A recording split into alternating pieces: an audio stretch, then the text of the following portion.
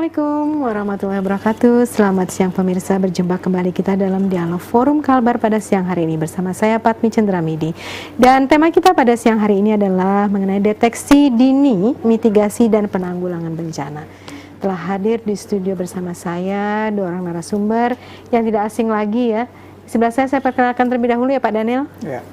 Ibu Dr. Anda Siti Latifah MSI, seorang akademisi di bidang konservasi tanah dan air Fakultas Kehutanan Universitas Tanjung Pura. Selamat siang Ibu. Selamat siang. Waalaikumsalam. Dan juga bersama Bapak Daniel. Beberapa waktu yang lalu ini kita udah ketemu ya Pak Daniel SPDSE, Ketua Satgas Informasi Bencana BPBD Kalbar. Selamat siang Pak, semangat. Selamat siang, tetap semangat dan tangguh. Tetap semangat dan tangguh. Ya pemirsa, tema kita adalah deteksi dini, mitigasi dan penanggulangan bencana. Beberapa waktu yang lalu sebenarnya nih sudah pernah nih Bu, kami juga diskusi tentang penanggulangan bencana. Tapi karena ada Bu Latifah di konservasi air dan tanah dan air. Nah kalau kita melihat juga Provinsi Kalbar ini sangat rawan sekali.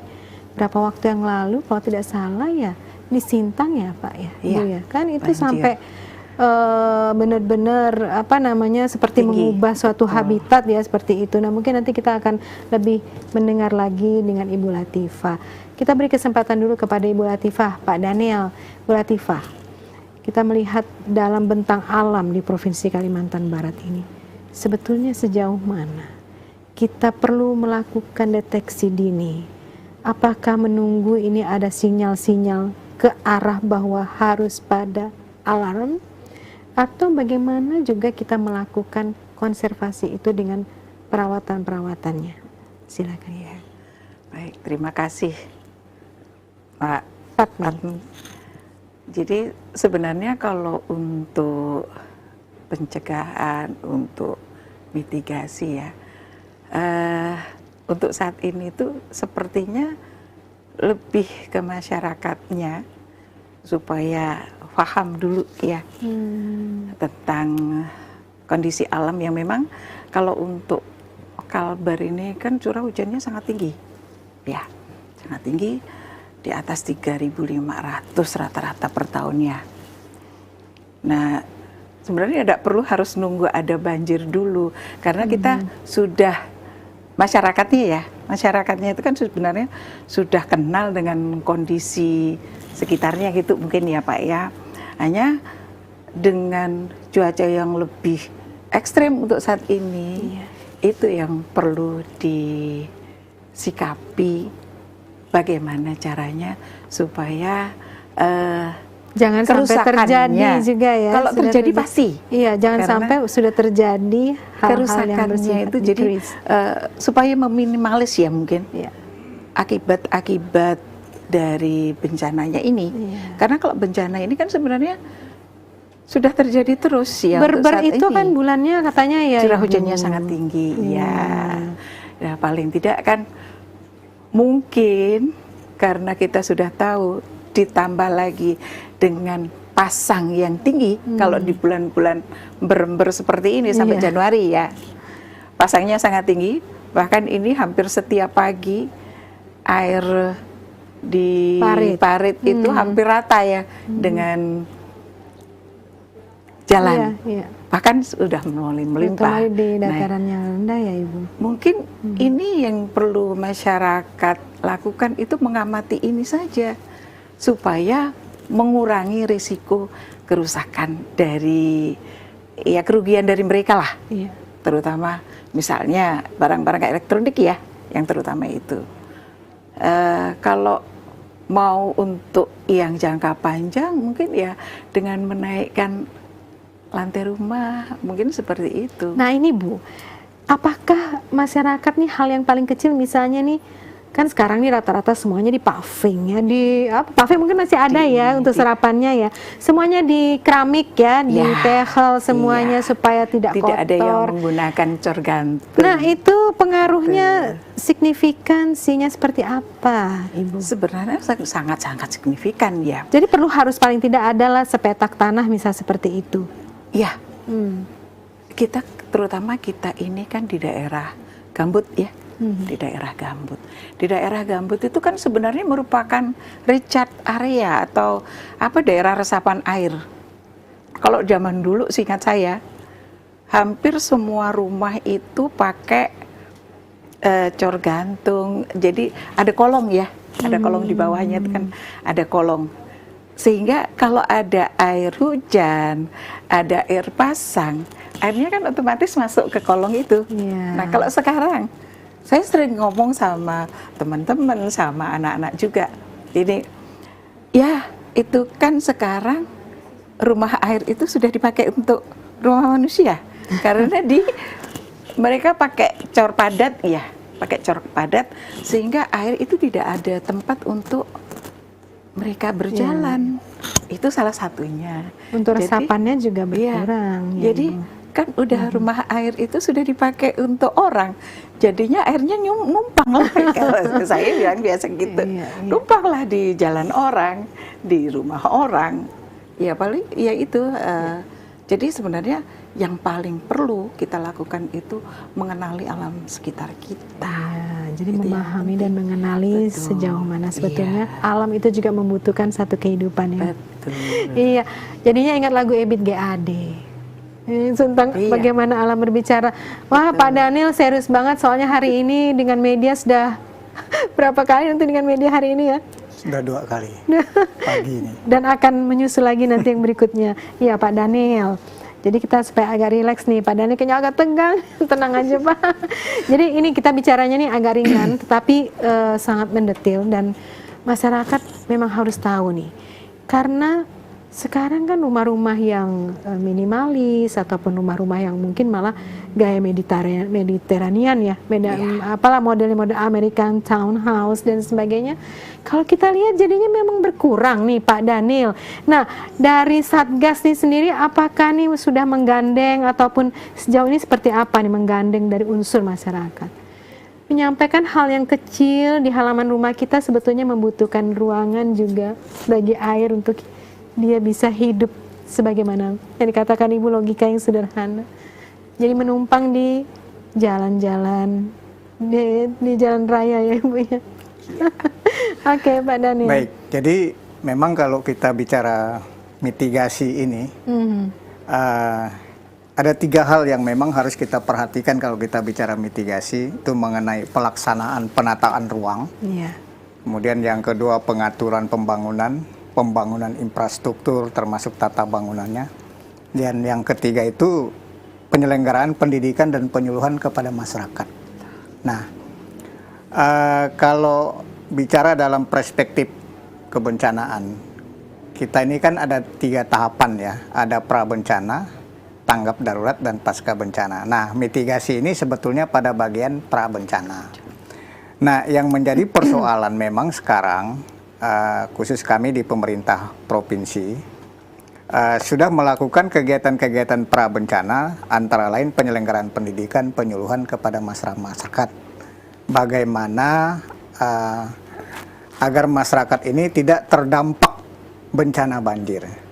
Salah satu usaha yang sudah kita lakukan, misalnya kita melakukan pendeteksian dini terkait misalnya peta bencana banjir di 471 desa. Kemudian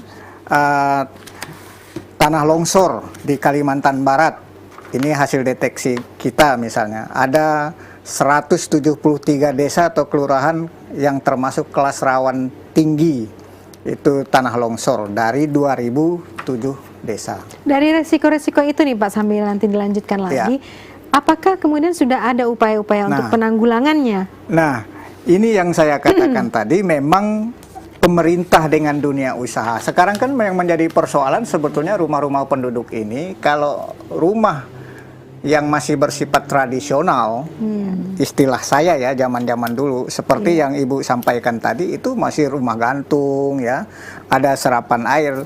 Tapi rumah-rumah modern sekarang ini sudah hilang. Nah ini saya kira dunia usaha yang bergerak di bidang properti perlu ada duduk bersamalah dengan perlu ada analisa resiko bencananya. Kira-kira ini bagaimana siapa yang bisa melakukan advokasi yang langsung kepada para dunia usaha ini kan, terutama developer. Kalau kita lihat nih Pak Daniel ya, nanti dilanjutkan lagi oleh Pak Daniel juga nih Bu. Mereka tuh tidak ada yang disebutkan di situ, biasanya yang paling menonjol menjadi daya tarik ya ibu-ibu terutama punya anak kecil, ada playground gitu ya, jadi beli kayak mungkin kompleks, tapi faktanya kemudian playgroundnya ternyata kayak cuma lapangan bola lalu kemudian dijadikan rumah. Nah, tidak sesuai dengan janjinya. Jadi advokasi ini kan perlu dilakukan nih Pak Daniel ya. Sejauh ini nih apakah memang sudah dilakukan untuk ke sana? Karena kalau kita bicara dunia usaha, mereka bilang mereka yang punya uang, sehingga apakah iya mereka mau kemudian mengubah yang menjadi sudah plan mereka? Padahal di awal biasanya ada tuh playground. Tahu-taunya dilihat mana playgroundnya, tidak ada. Untuk anak-anak bermain yang harus ada resapannya juga tidak ada, Pak Daniel. Ya, jadi nah inilah yang saya katakan tadi, memang pemerintah, masyarakat, akademisi, media, termasuk dunia usaha ini harus punya persepsi yang sama dulu. Kalau kita sudah punya persepsi yang sama, maka saya kira kita dalam melaksanakan, mengimplementasikan satu kebijakan atau melaksanakan satu pembangunan tidak akan keliru.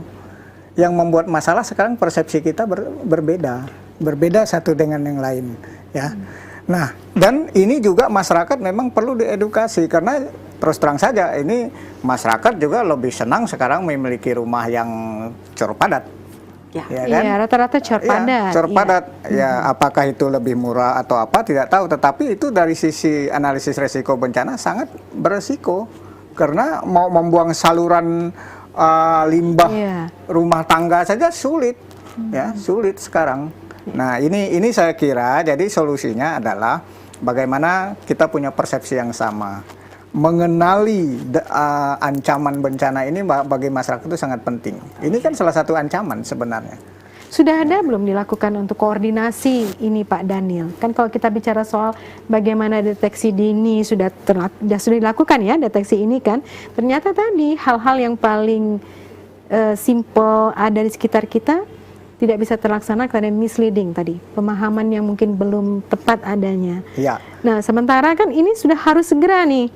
Kota Pontianak saja sudah bisa dikatakan tenggelam. Ya, yang sejauh ini yang kami lakukan dari pemerintah provinsi melalui Badan Penanggulangan Bencana, kita menulis dalam bentuk pamflet-pamflet yang kita sebarkan ke masyarakat supaya mereka baca dan lain sebagainya. Itu saja yang kita lakukan, terutama pamflet-pamflet itu kita sebarkan ke pemukiman-pemukiman masyarakat yang teridentifikasi menurut kita ini berpotensi begitu.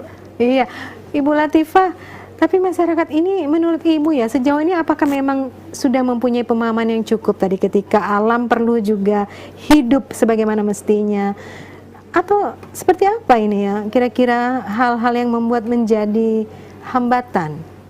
Ya, sepertinya masyarakat itu masih kurang ya, karena terbukti dengan kadang-kadang beberapa saluran itu Pak, Ya. karena ingin jalan itu makin besar, akhirnya saluran airnya, padahal kalau saluran air itu ditutup, kita mau mengurangi endapan yang di dalam saluran itu kan sangat sulit. Termasuk parit-parit itu ya rata-rata kalau kompleks sudah kompleks. tidak punya lagi parit-parit Pak Daniel. Kalau kita lihat makin real estate semakin ini dianggap itu jadinya kayak tradisional kalau punya parit kan? Ya. Nah, Padahal itu yang salah. nah itu yang salah. Apalagi kita Pontianak ya.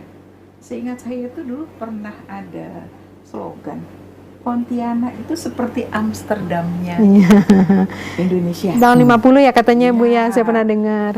Dan itu memang terbukti kan, Ya. dengan parit-parit yang cukup besar yang bisa dilayari dengan sampan. Kita mungkin juga salah satu faktornya kalau dulu itu karena transportasi kita transportasi air. Iya. Tapi sekarang karena sudah merasa tidak memerlukan itu, mungkin akhirnya ya kita lihat sendiri di depan di depan RRI ya Pak ya. Dulu tahun 90-an itu masih parit yang lebar. Ya. Itu paritnya masih lebar. Kemudian di ini juga yang sekarang mau matahari itu masih lebar dan dalam, dan itu dulu tidak pernah seperti yang sekarang ada genangan, hujan sedikit ada genangan. Sementara lubang untuk air masuk itu kan kecil-kecil. Jadi kalau saya bilang airnya berebut mau masuk. Iya, kita khawatirnya mungkin ada perubahan ya dalam paradigma masyarakat yang keliru nih tadi. Semakin modern, semakin harusnya semua terlihat adalah cor beton, itu ya khawatirnya kita. Tapi nanti kita lanjut lagi ya, Bu Latifah ya, Pak Daniel ya. Kita jeda sesaat dulu, dan pemirsa jangan kemana-mana, kembali lagi bersama kami dalam tema kita, mitigasi, kemudian juga penanggulangan bencana. Sesaat lagi.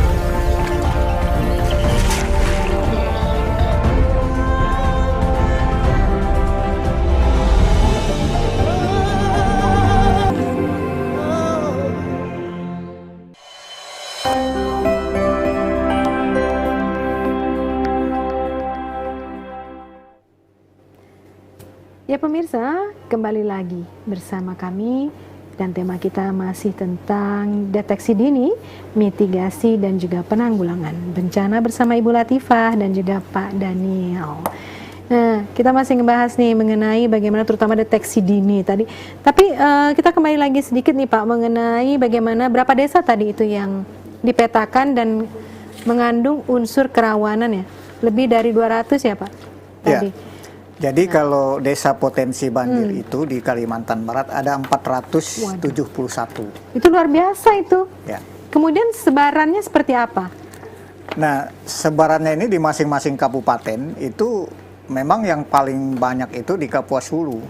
Ada 104 desa, yang paling kecil itu di Kota Pontianak, hanya ada 3 ya.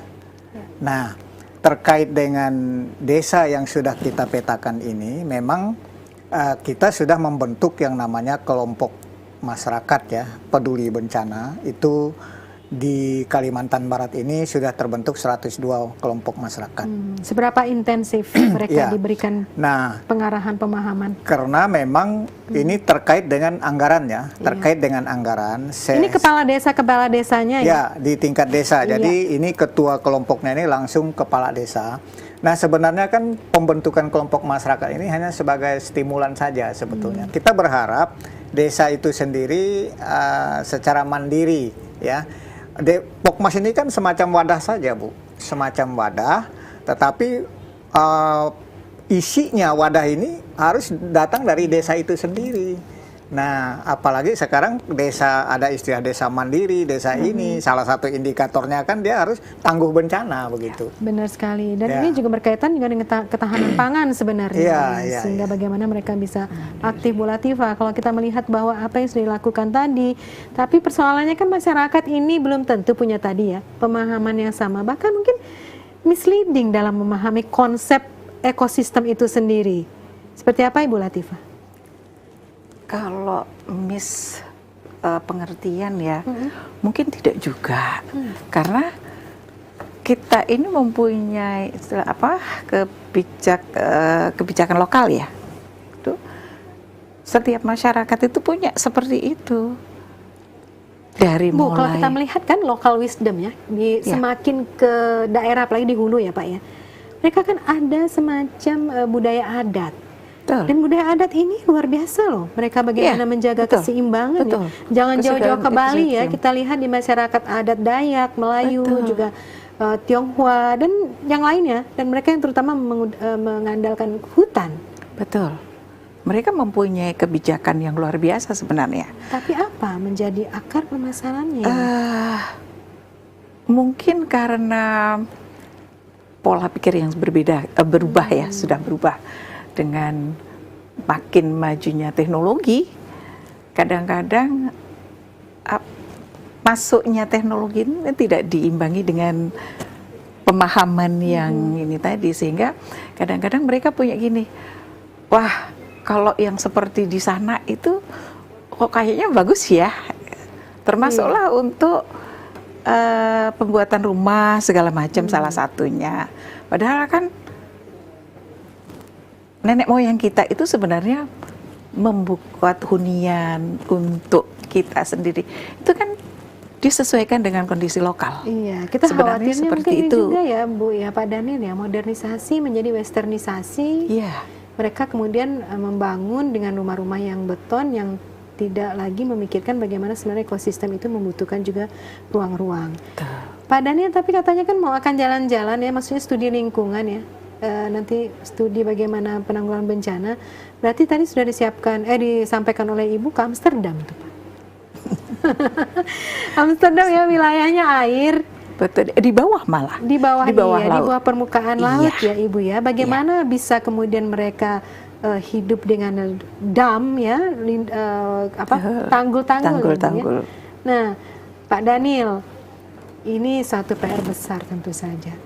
Apa yang sudah kira-kira menjadi catatan-catatan tentang konservasi air, tanah, jadi lingkungan kita ini, sehingga menjadi daya dukung lingkungan yang begitu kuat. Selain api, hari ini bicaranya banyak air nih. Ya. Jadi begini, jadi memang kita ini harus jaga alam, itu kata kuncinya. Ketika alam kita jaga, maka alam menjaga kita. Apakah kalau dilihat nih ada desa-desa tadi nih kan, jumlahnya 400-an nih. Masyarakat adat itu apakah sekarang tidak lagi mengedepankan nilai-nilai budaya luhur dengan ekosistemnya? Kalau dulu kita lihat itu luar biasa sekali loh. Betul. Pak Daniel. Ya, kalau adat memang sangat mengedepankan. Ini persoalannya yang terjadi sekarang ini sebetulnya secara individu. Jadi secara individu orang lebih merasa ingin nyaman sesaat, enak sesaat, ya. Katakanlah membuat segala sesuatu tanpa pemikiran yang panjang, tanpa analisis yang panjang, yang penting bagus dan lain sebagainya, ya. Nah, kalau lembaga-lembaga adat suku apapun, saya kira itu sangat mengedukasi dan membantu pemerintah selama ini untuk bagaimana mengelola alam ini dengan baik, dengan bijak. Iya, dan kembali ke masyarakat itu Iya, sendiri jadi juga. ini kembali kepada personal sebenarnya. Kalau kita lihat di Undang-Undang 24 nih Pak ya, tahun 2007 tentang penanggulangan bencana, kan ada mitigasi juga di sana. Yang diperlukan sebenarnya endingnya itu kan bagaimana kemudian masyarakat bertumbuh dengan alam itu kan, kalau kita melihat di sana. Nah, menurut Pak Daniel yang sudah melakukan langsung ya, tentunya harus ada pemetaan-pemetaan, dan tadi sudah ada pemetaan-pemetaan itu kita lihat. Apakah tumbuh kembangnya masyarakat di sana juga ini dalam kaitan bagaimana daya dukung lingkungan ini dalam kondisi saat ini ya, dengan semakin dangkalnya sungai, ya kan? Itu apakah perlu satu kebijakan afirmatif yang membuat mungkin desa-desa ini harus dibangun, mungkin ada sarana-sarana yang dibutuhkan untuk mereka supaya jangan sampai terjadi bencana yang tiba-tiba. Ya, jadi seperti yang pernah saya sampaikan beberapa minggu yang lalu di tempat yang sama. Memang sebenarnya untuk Kalbar Bu ya, khusus Kalbar ya, mitigasi apapun yang kita lakukan, kalau Sungai Kapuas ini sebagai satu-satunya sungai terpanjang yang kita gunakan sekarang ini beraktivitas, dangkal, itu mitigasi apapun tidak akan gunanya. Saya, ini contoh logika berpikir saya yang sangat sederhana. Ada daerah di bantaran sungai itu yang terendam sampai 2 meter, 3 meter misalnya ya, di beberapa kabupaten. Nah, logikanya kan artinya sebetulnya daya tampung Sungai Kapuas itu sudah sangat dangkal. Jadi itu logikanya mestinya harus dikerok sedalam 3 meter lagi. Jadi saya kira satu kebijakan yang memang harus diambil yang oleh pemerintah, karena pemerintah pusat, karena Sungai Kapuas ini merupakan kewenangan pemerintah pusat, harus ada normalisasi Sungai Kapuas ini, pengerokan. Nah, bila perlu pemerintah pusat menganggarkanlah 1 atau 2 buah kapal keruk datangkan di Kalimantan Barat ini, ditempatkan, dan supaya ini menjadi satu sarana untuk memelihara sungai ini. Iya, beberapa narasumber nih, Bu Latifah, Pak Daniel, kemudian berapa juga waktu itu ya, pernah memang harus dikeruk seperti itu. Nah, Bu Latifah ini kan yang memang the expertise banget ya di konservasi ini. Kira-kira apa yang kemudian menjadi persoalan sehingga sepertinya tidak ada perhatian yang secara khusus nih, mungkin dari pusat ya, untuk melihat daerah-daerah seperti Kalimantan, di Kalimantan Barat ini, butuh segera nih, SOS sudah kondisinya. Iya, kalau untuk pengerokan sih mungkin ya. Tapi kita juga harus berpikir, Sungai Kapuas itu bukan satu sungai yang sempit. Ya. Kita lebarnya kalau untuk yang muara saja sudah hampir, mungkin lebih 1 kilo ya, 1 kilo lebarnya untuk yang Kalau dikeruk muara. itu sebenarnya signifikan atau mungkin lebih high cost? Kayaknya lebih high cost. Oke. Ada cara lain mungkin Ibu yang secara teoritis bisa diterapkan? Harusnya kita justru mencari apa sih sebabnya sedimentasi. Iya, sedimentasi. Nah, biasanya sedimentasi ini kaitannya dengan erosi, Pak.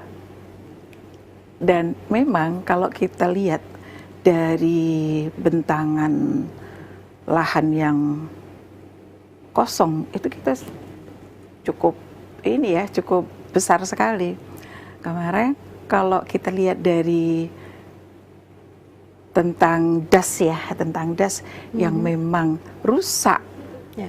Kapuas itu dari tahun 2010 atau 2010 itu ya, sepertinya itu sudah kalau dikategorikan dalam prioritas, Kapuas itu sudah masuk ke dalam prioritas 1.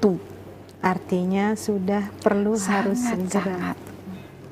Ini dan iya memang beberapa ini ya terutama untuk yang mempunyai kompeten untuk rehabilitasi lahan itu BPDAS ya, yang setahu saya BPDAS pun kerjasama dengan Dinas Lingkungan Hidup, KPH dan sebagainya. Semuanya ini untuk rehabilitasi lahan. Dan itu memang sudah dibuat dari dulu dan itu didasarkan pada peraturan menteri dari tahun 2013. Kemudian yang terbaru sekarang tahun 2022 ya, nomor 10 peraturan Menteri Lingkungan Hidup 2022 itu juga ada. Kalau Ibu lihat ini peraturannya sudah sangat mengcover sekali. Mengcover untuk rehabilitasi Kira-kira lahannya. persoalan apa yang kemudian menjadi tidak dapat dilaksanakan? Koordinasi yang tidak berjalan? Koordinasi biasanya berjalan. Pengalaman di lapangan dari beberapa teman yang di Artinya koordinasi BPDAS hanya di atas meja, tidak turun ke lapangan atau turun. Baik. Dari teman-teman BPDAS itu kan biasa juga mereka koordinasi dengan masyarakat juga, Pak. Jadi ada beberapa wilayah itu kadang-kadang menolak untuk rehabilitasi karena kan dengan mereka menganggap bahwa sawit, saya juga belum pernah sampai ke sana penelitian tentang sawit bagaimana efeknya terhadap limpasan itu saya belum pernah memang. Jadi saya juga tidak berani untuk menjudge bahwa sawit itu menjadi salah satu sumber penyumbang banjir. Tidak, bukan limbahnya. Bukan limbahnya. Tapi penyumbang air limpasan itu justru saya belum pernah sampai ke sana. Belum ada penelitian khusus untuk itu. Mungkin sudah, tapi saya belum pernah melakukannya. Jadi saya juga tidak berani untuk menjudge seperti itu ya. Tapi dari cara mereka land clearing kan tidak dibolehkan sebenarnya dengan membakar secara besar-besaran, itu tidak dibolehkan. Kemudian juga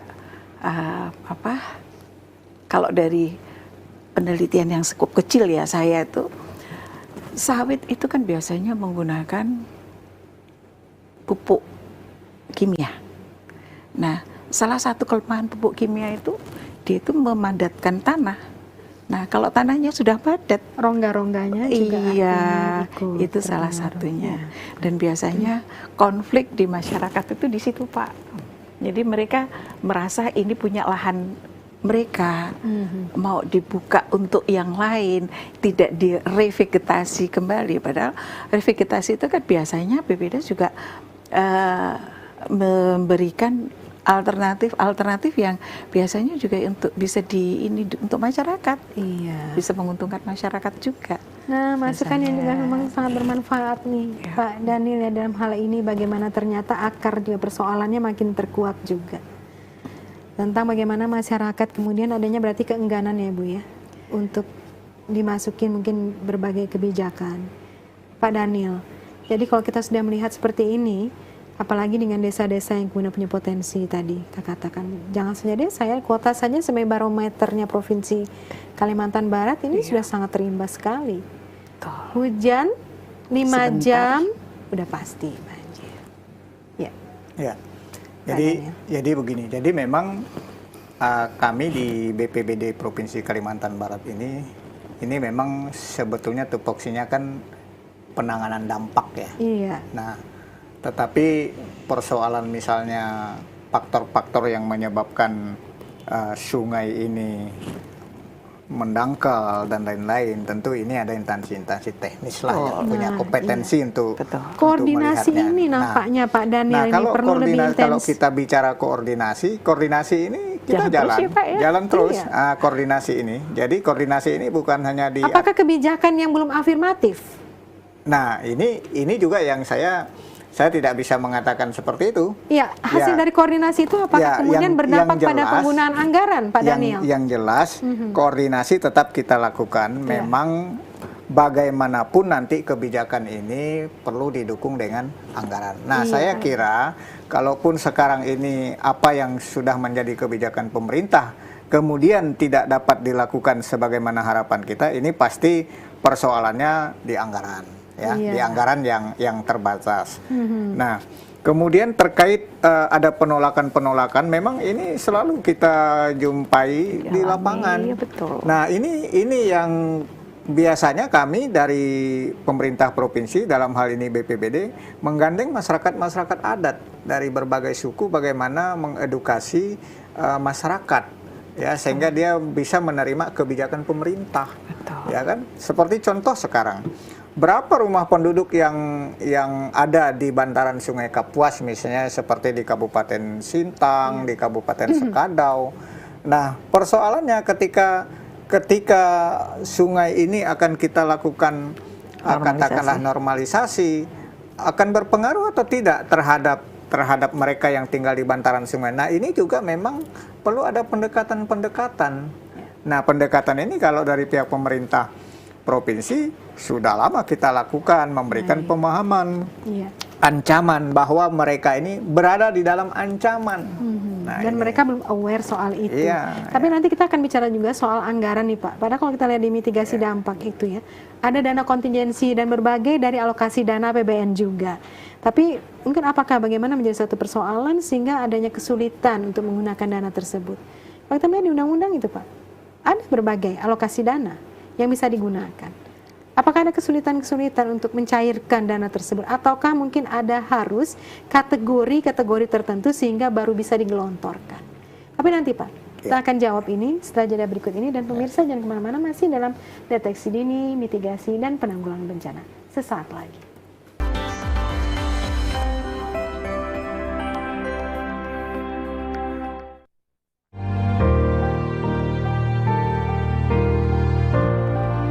Keberagaman bukanlah perbedaan.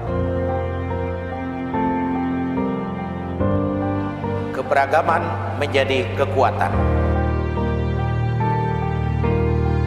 Keberagaman simbol kedamaian. Keberagaman sebagai berkat persatuan. Keberagaman untuk NKRI.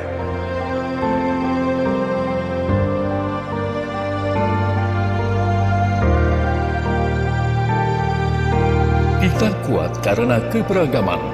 Dengan keberagaman, kita bangun Kalimantan Barat untuk Indonesia.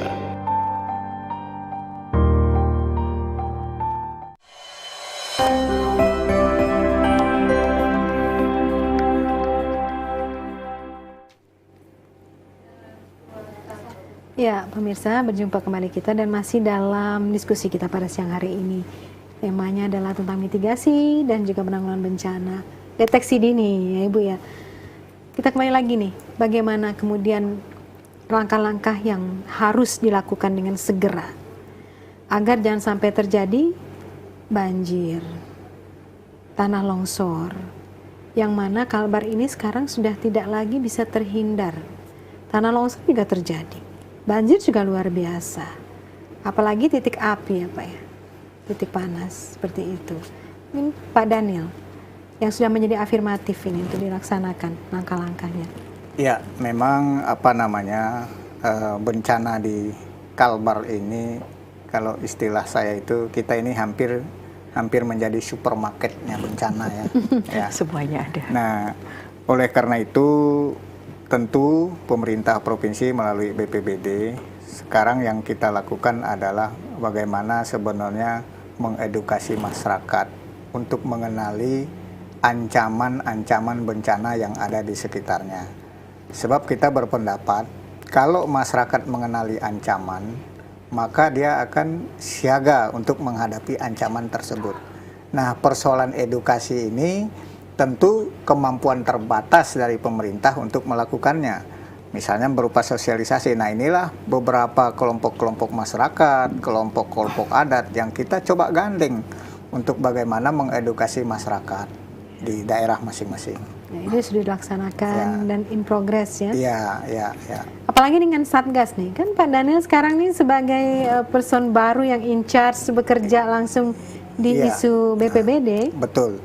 Nah, dan ini juga peran media. Peran media sangat menentukan bagaimana sosialisasi pemerintah atau lembaga-lembaga lainnya sampai ke masyarakat.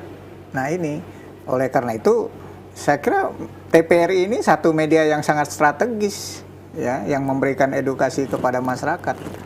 Nah, yang menjadi persoalan sekarang ini apakah masyarakat masih mencintai TPRI atau media-media lain? Nah, ini yang menjadi masalah supaya tahu informasinya begitu. Benar sekali, itu pertanyaan yang sangat menggelitik ya, statement yang sangat menggelitik, dan beberapa narasumber yang menyampaikan itu sejauh mana sebenarnya masyarakat masih menggunakan media nasional yang adalah media pemerintah. Mereka sekarang bergeser dan lebih menyukai yang swasta ya Bu ya. Betul. Nah, ini juga menjadi satu PR besar Pak Daniel. Karena apakah pemerintah juga mempunyai concern yang tinggi untuk kemudian melakukan sedikit intervensi dalam kaitan yang positif kepada masyarakat supaya mereka dimanapun mereka akan kemudian memutar atau menekan button untuk menyetel, menonton program, tetap masuk tuh berita tentang bagaimana kemudian menjaga kondisi ekosistemnya, lingkungan, dan melakukan juga konservasi, hal yang paling mudah. Pak Daniel. Ya, tentu pemerintah sudah pastilah ya melakukan intervensi bagaimana masyarakat mencintai katakanlah media-media yang digunakan oleh pemerintah untuk mensosialisasikan kebijakan pembangunan dan lain-lain. Tapi ini kembali lagi kepada masyarakatnya begitu ya. Kalau kita lihat nih pejabat-pejabat kita nih yang ada di struktur baik di provinsi dan di kota menempatkan memang orang-orangnya memang sudah punya profesi dan artinya sudah lama ya Bu ya di bidang itu. Sebenarnya. Tapi kenapa nih persoalannya masih muncul Pak Daniel? Kalau kita hanya bicara soal masyarakat susah dong. Jadi habisnya di masyarakat pemerintah harus ada langkah yang lebih jitu barangkali ini. Bukan hanya sekedar media. Ya. Ataukah sedikit pemaksaan yang positif? Artinya bahwa tidak diperbolehkan begini, developer misalnya, intervensi ke developer. Nah, memang sampai sejauh ini kita belumlah sampai ke pemaksaan ya dalam intervensi kepada kepala desa karena supaya mereka paham. Tetapi yang sifatnya arahan, himbauan ya kepada pimpinan di tingkat daerah, apakah itu dari camat, kemudian kepala desa, ya memang secara tidak langsung kita minta wajib mereka. Oleh karena itu di kabupaten dan kota, media-media yang kita gunakan itu memang media-media yang bisa disampaikan ke masyarakat begitu ya. Dan itu himbauan itu sudah. Tapi untuk sampai pada tingkat katakanlah Anda nanti kalau tidak melihat ini ada sanksi, belum. Ya. Nah, menurut Pak Daniel perlu tidak itu? Ya, saya kira untuk sebuah kebijakan, kalau memang kebijakan itu dianggap bagus dan akan Dan menyelamatkan, membawa dampak yang lebih besar, kenapa tidak? Ya. Ya. Ini satu catatan penting ini, mungkin nanti akan masuk kepada agenda Pak Gubernur, terutama kan untuk di daerah-daerah ya Bu. Tambahkan dulu, silakan Bu. Iya memang mungkin bisa juga. Itu tidak melanggar HAM kan? Tidak. Bicara konservasi itu sejauh mana sebetulnya kemudian ketika dipaksakan untuk hal yang lebih besar tapi tidak melanggar hak asasi? Mungkin edukasi itu tadi, ya Pak ya. Iya. Wah, jadi diedukasi Persuasif ya Bu. dari mulai tingkat yang kecil, mulai yang tingkat yang rendah, anak sekolah ya. Mungkin itu akan lebih mudah dan sebenarnya ini sudah dilakukan. Mungkin hanya karena antara tindakan dengan kondisi bencana yang sudah ada, ini masih belum bisa seimbang. Karena kalau kita untuk konservasi, rehabilitasi, itu kan tidak bisa memerlukan, ya seperti membalik telapak tangan. Berbeda dengan bencana yang sudah ada. Ini kan sudah sepertinya sudah masif ya, sudah masif. Jadi paling yang kita lakukan meminimalis efeknya, itu aja. Baik, kalau kita lihat nih sebetulnya apa yang disampaikan Ibu Latifah, Pak Daniel, ini sudah satu hal yang berjalannya artinya sudah sangat baik dan sudah ternyata dilakukan semuanya. Sudah. Nah, biasanya ada satu persoalan, yaitu bagaimana mau kerja kalau anggarannya tidak disupport secara optimal. Menurut Ibu Latifah? Rasanya kalau anggaran cukup lah ya, karena setiap kegiatan itu kan pasti sudah dianggarkan. Dalam artian langsung berkaitan konservasi, menurut Ibu apakah sudah terdata bahwa memang iya sudah sebenarnya biasa. Sudah kita kalau untuk erosinya ya untuk rehabilitasi lahannya itu kan memang sudah terdata dan itu sudah direncanakan per 10 tahun, tetapi itu dievaluasi per tahun, dijalankan setiap tahun dan dievaluasi per tahun. Itu yang saya tahu. Dan itu jalan terus dan selalu ada evaluasi, ada monitoring. Hanya kan dan ya melibatkan itu tadi. ekspertis ya Bu ya, melibatkan akademisi dan hampir semuanya termasuk masyarakat. Iya. Karena kita tidak akan bisa jalan dengan baik kalau masyarakat tidak terlibat. Karena kan yang masyarakat lebih hal ini mereka banyak yang vokal point ya, artinya pemangku kebijakan. dari pemangku kebijakannya, kemudian masyarakat lokalnya yang melaksanakan. Itu sudah sebenarnya. Iya. Nah, hanya ya perlu proses, perlu waktu itu tadi ya untuk menjadi kembali pulih ya seperti orang sakit kan. Kalau orang sakit itu datangnya katanya bagai nak ribut, tapi perginya bagai nak semut. Nah, mungkin bencana itu seperti itu ya mungkin. Pak Daniel nih tugasnya jadi banyak sebagai Ketua Satgas. Nah, ini kan banyak sekali jadi PR-nya yang terutama dengan media ya Pak ya, ini sebenarnya lebih gencar lagi. Pak Daniel, ini kan kalau mengenai mitigasi, penanggulangan bencana, ini kan dana ini sudah disupport ya. Baik dari APBD, APBN juga, mungkin juga dari dana desa ada ya untuk APBN, untuk mensupport mengenai konservasi. Biasanya mereka punya. Punya. Dana konservasi itu dari Undang-Undang Otonomi Desa itu sendiri. Tapi apa persoalannya? Pak Daniel masih melihat tidak mungkin kesulitan untuk menggunakan dana tersebut, atau mungkin ada satu sistem yang diperlukan untuk mendobrak agar melihat bahwa ini satu hal yang sangat penting nih. Kalbar bukan lagi wilayah yang baik-baik saja. Ya, jadi perlu masyarakat ketahui, Gubernur Provinsi Kalimantan Barat sangat konsen dengan persoalan lingkungan, ya, dengan persoalan lingkungan. Beliau sangat peduli dan beliau sangat mensupport ya instansi-instansi teknis untuk mengelola lingkungan ini bagaimana dikelola dengan baik. Hanya memang untuk masalah dana ini kan ada kategori-kategorinya. Jadi tidak bisa serta-merta misalnya kita mengeluarkannya begitu saja. Kalau jadi, belum KLB biasanya juga ada yang dianggap jadi ada belum. kategori-kategorinya, ada ya ibarat orang main bola lah, ada aturan mainnya kapan ini keluar dan lain sebagainya. Nah sejauh ini saya kira karena itu terkait dengan peraturan ya, kita ini kan saling keterkaitan daerah, pusat dan lain sebagainya. Jadi memang saya kira tidak ada persoalan sebenarnya, tidak ada persoalan. Tapi perlu masyarakat ketahui Gubernur Provinsi Kalimantan Barat sangat peduli dengan soal lingkungan ini. Iya, kalau kita lihat juga dananya itu kan semakin meningkat ya. Iya. Kalau itu ya, kalau Iya. kita kan sekarang dengan terbuka mencabut informasi. beberapa izin itu Iya. juga kan, izin sawit itu. Dan beberapa beliau sangat dicabut. selektif, sangat selektif. Juga termasuk Iya. tegas karena mereka Iya. yang tidak mau kemudian Iya. berkontribusi secara positif. Iya. Baik, Pak Daniel, kita masih ada sedikit waktu dan ini kita membutuhkan nih adanya statement ya sebagai untuk penutup jumpa kita dalam dialog ini yang mungkin akan menjadi satu pencerahan bagi kita semua. Pak Daniel, silakan. Ya, saya atas nama pemerintah Provinsi Kalimantan Barat mengajak masyarakat, mari kita bersama-sama untuk menjaga alam kita. Kalau kita sudah menjaga alam kita, maka alam pasti menjaga kita. Itu yang pertama. Yang kedua, tetap waspada di musim penghujan ya sekarang ini, karena bencana banjir itu datang tidak pernah memberitahu, dia seperti pencuri. Saya kira itu, oleh karena itu tetap waspada. Iya. Dan Ibu, silakan. Sama dengan Pak Daniel ya, tetap waspada, harus mengenal lingkungan kita supaya kita bisa memitigasi ya, mengurangi risiko yang mungkin akan terjadi. Kira-kira hambatan-hambatan apa nih Bu yang bisa direduksir dengan langkah-langkah yang dilakukan oleh masyarakat ini? Hambatan maksudnya?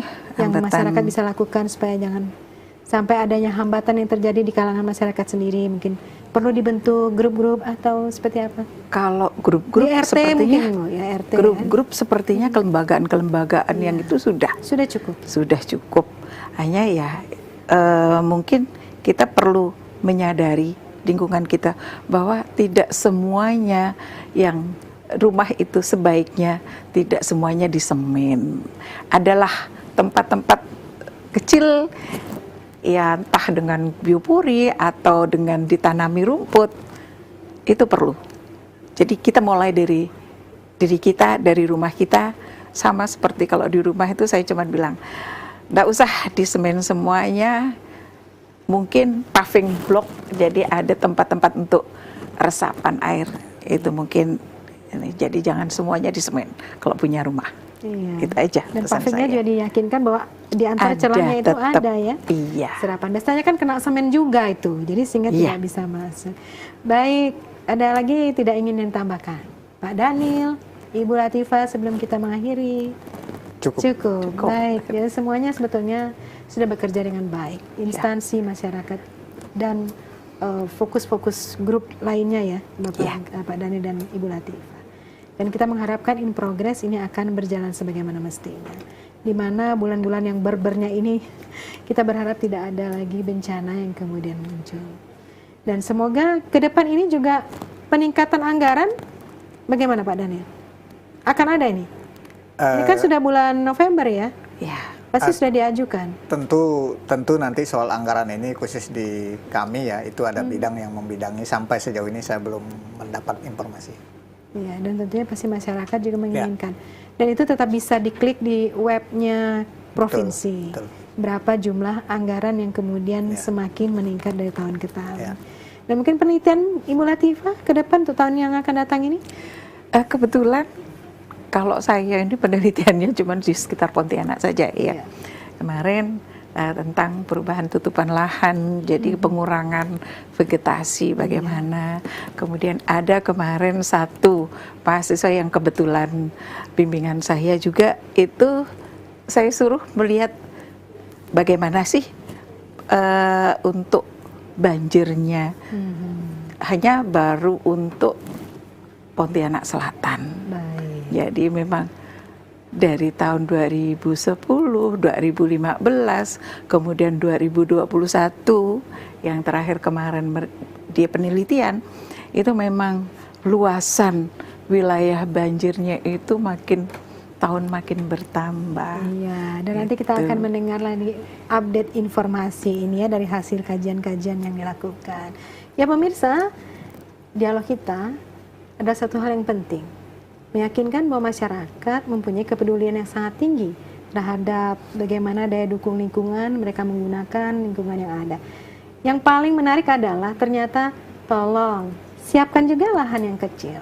Walaupun kecil berarti buat resapan air di sekitar kita. Dan saya, Fatmi Cendramidi, pamit mundur dari hadapan Anda. Selamat siang. Assalamualaikum warahmatullahi wabarakatuh.